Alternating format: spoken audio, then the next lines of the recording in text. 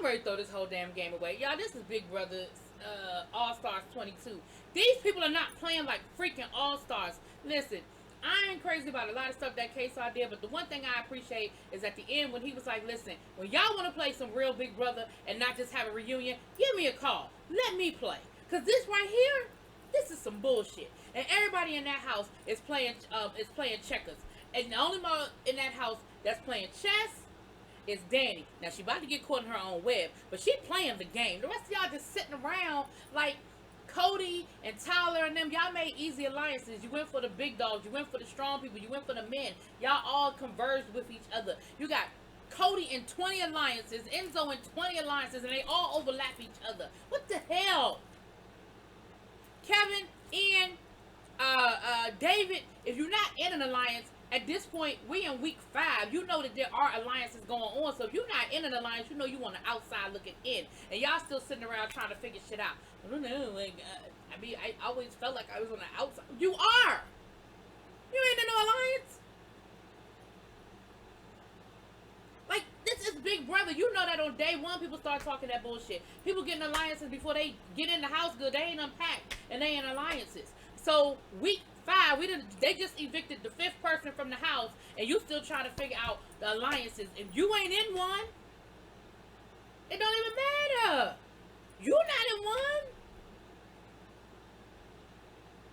And I am so sick of this mob mentality. Somebody who's a Big Brother stan, Danny, who else? I don't know. But y'all let me know when we got to this mob mentality where everybody got to do the same damn thing because you don't want to piss nobody off in the house. Last I checked, the votes were anonymous. I wish I would. I would vote for whoever the hell I want to vote for. And if they don't have a majority, they just don't have a majority. But I'm going to vote for who I want to vote for. And let them figure it out. Let them speculate. I give a damn. I just don't like the way these players are playing it. Like, I remember Big Brother when you would have a split vote. Do y'all remember that? What's up with all these unanimous votes? Everybody vote for the same person because they don't want to tip over the apple cart. Everybody keeps talking about something. Well, it's too early in the game. We midway through. They just sent 6 people home, 5 people home. We midway. What are y'all waiting for? Oh, I'm so mad at this game. I'm like, y'all are not playing like All-Stars.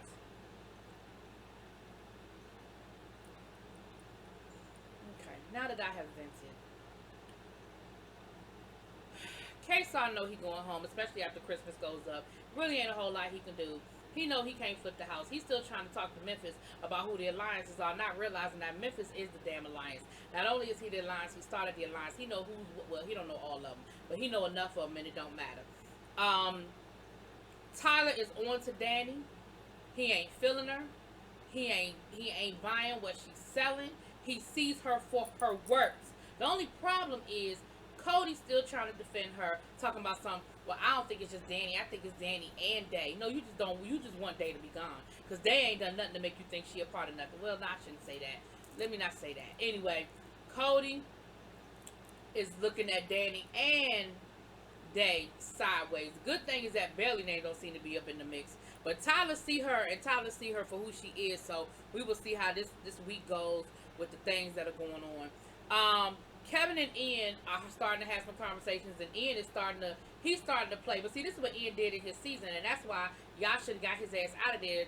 Y'all so worried about Janelle and K-Star, they didn't even have an alliance. It was just the 2 of them. You see how easy they were to pluck off. What the hell?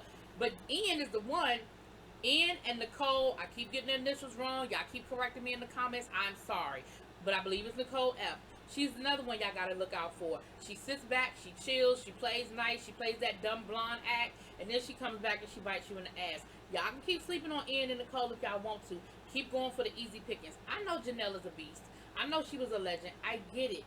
But you also saw that Janelle was playing a bad game. I'm sorry, Janelle. I love you, girl. But you were not playing a good game. Neither you nor K-Star. Now, K-Star talking about something. He only came to teach everybody about Black Lives Matter and to love one another and to make this world a better place. Whatever, child. Bye, boy, boo.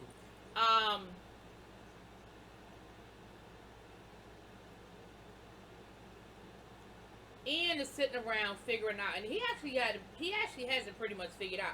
He doesn't have all the players correct, But he's got the concept that there's one person that's sort of at the head, and there's all these little, he called it an octopus, and these other little arms, and that there are a lot of small alliances that are overlapping, but there's one main alliance. Now, here's the reality. Honestly, who is the head of the main alliance? Is it Cody? Is it Memphis? If I had to guess, I would say Cody is probably in the driver's seat, only because he is in so many alliances with so many different people. And everybody likes Cody. You know what I'm saying? Like, it's like, oh, Cody, he's so nice. Oh, Cody, Cody, Cody. But I'm gonna be honest with y'all, and I don't even like Tyler that much. I really don't. But Tyler's the one I'm really liking right now, because Tyler is he's calling shit the way he sees it. He's being real straight up with people, and he's calling it the way he sees it. And right now, I'm kind of appreciating Tyler's game. So, Ian is finally starting to figure some stuff out. He had a conversation with Bailey. Bailey did a good job of gathering information and not giving too much information. The problem, though, is, Bailey, I don't know what it is you're really going to do with this information. I really don't know. You're playing a decent game, because you're in the mix, but you're not running the mix. And your name is not being put out there. Unfortunately, I still don't think that's going to get you to the end. But I hope to be pleasantly surprised. But she did a good job in that conversation with Ian. She was listening. She gave a little bit, but she didn't tilt her whole hand. She didn't show her whole game to him. And she did the same thing with Kesar, you know. But she gave Kesar the business, and I was here for it.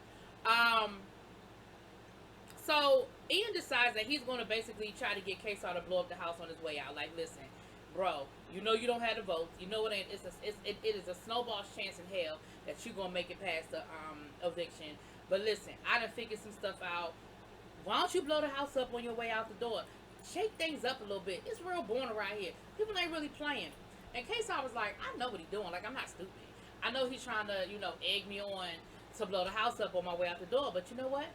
Might not be such a bad idea. Now, here's the thing. I really didn't have a problem. What's that? Oh. I really didn't have a problem with Kesar blowing up the house on his way out. I'll be honest with you. I didn't really have a problem with that. My only issue is, you better make sure you're right. Because if not, you end up looking stupid. So, we get to the eviction, and everybody gets to say their speech. I don't even know what Christmas said. I fast forwarded through it. Why? Because it didn't fucking matter what she said. We knew she wasn't going home. And Kesar decides that he's going to blow up the house. The problem was, he didn't have everything right. He had the basic concept right, but he didn't have everything right. Now, on the good side of it, maybe you'll get some people to second guess their situation and go, well, wait a minute. Kesar said you were working with that person, and instead of me, now you working with me or you working with them? But I don't think that's what's going to happen. I really think they're going to kind of look at each other and laugh and kind of move on like, he don't know what he's talking about. I don't think it's going to sow any seeds of doubt with anybody, honestly. I really don't. Danny and Nicole had a nerve to get an attitude and get mad, and Danny had a nerve to be like, he's so disrespectful. Girl, bye. He called that shit the way he saw it, and he called a spade a spade. You've been running around that house playing games, planting seeds, and being an ass. Now all of a sudden he wrong and he disrespectful. Girl, go sit down. I used to really like Danny. I'm not feeling her. I'm not feeling this incarnation of Danny. I'm not liking it at all.